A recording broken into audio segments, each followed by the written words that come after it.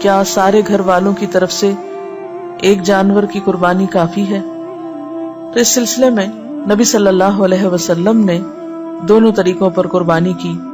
حج کے موقع پر آپ نے 100 اونٹوں کی قربانی دی، لیکن دوسری طرف ایک اور موقع پر آپ صلی اللہ علیہ وسلم نے اپنے سارے گھر والوں کی طرف سے ایک بکری کی قربانی کی.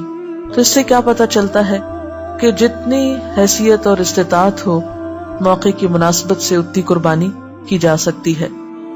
حضرت عطا بن یسار روایت کرتے ہیں کہ میں نے ابو ایوب انصاری رضی اللہ تعالی عنہ سے پوچھا کہ آپ رسول اللہ صلی اللہ علیہ وسلم کے زمانے میں قربانیاں کیسے کرتے تھے، یعنی اس دور میں آپ کا طریقہ کیا تھا؟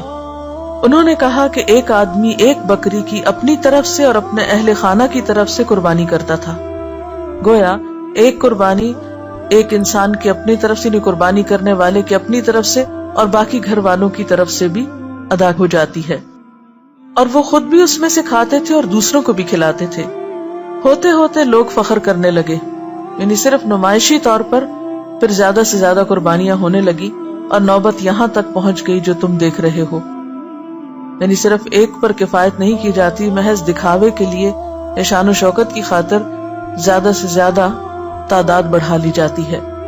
اور پھر عموماً یہ بتایا جاتا ہے کہ جو صاحب نصاب ہے، جس پہ زکوٰۃ ہے، وہ قربانی کرے. لیکن ہم دیکھتے ہیں کہ اللہ کے رسول صلی اللہ علیہ وسلم تو کبھی بھی صاحب نصاب نہیں ہوئے. ان کے ہاں تو کبھی بھی اتنا مال جمع نہیں ہوا کہ آپ اس میں سے زکوٰۃ نکالیں یا کچھ اور. وہ تو جو آتا تھا دے ڈالتے تھے. اور یہاں تک حالت تھی تنگ دستی کی. حضرت عائشہ رضی اللہ تعالی عنہا سے روایت ہے کہ جب سے آل محمد مدینہ میں آئے، یعنی آپ صلی اللہ علیہ وسلم کی فیملی جب سے مدینہ میں آئی، کبھی مسلسل 3 رات تک گندم کے آٹے کی روٹی سے سیر نہیں ہوئی، یہاں تک کہ آپ صلی اللہ علیہ وسلم وفات پا گئے. یعنی 3 دن بھی مسلسل روٹی نہیں پکی آپ کے گھر میں تھرو آؤٹ مدنی پیریڈ، پھر بھی آپ قربانیاں کرتے رہے. تو یہ قربانی پھر اصل میں کیا ہے؟ محبت کا اظہار ہے. اس کے لیے ضروری نہیں کہ آپ کے پاس اتنا سونا ہو یا اتنی چاندی ہو یا اتنا بزنس ہو یا اتنا بینک بیلنس ہو. بس آپ دیکھیں کر سکتے ہیں تو کر لیں. آپ صلی اللہ علیہ وسلم 10 سال مدینہ میں رہے اور ہر سال قربانی کی. اسی لیے آپ نے فرمایا، ابو داؤد کی روایت ہے، اے لوگو، بے شک ہر گھر والوں کے ذمے ہر سال قربانی ضروری. ان علی کل اہل بیت فی کل عام اضحیہ.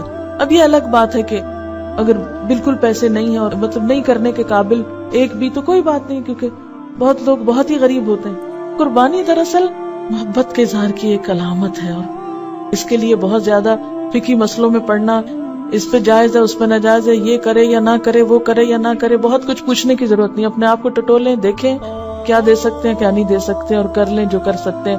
نہیں کر سکتے تو آئندہ کے لیے کوئی ترتیب سوچیں اسی طرح کی کہ جس سے آپ کچھ کر سکیں.